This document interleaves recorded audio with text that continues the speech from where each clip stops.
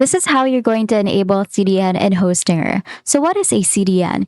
CDN is a content delivery network that helps your website load faster by caching and delivering content from server locations closer to your visitors.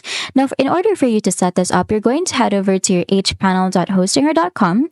And then from here, you're going to make sure that you have signed in or you have signed up for an account.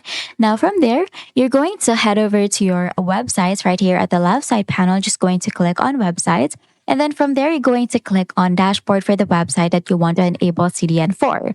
Now, in the sidebar or search, you're going to type or look for CDN. If the CDN is off, you're going to click on enable. Note that the domain must be pointing to Hostinger's name server. Like for example, DNS must be configured correctly for CDN to work.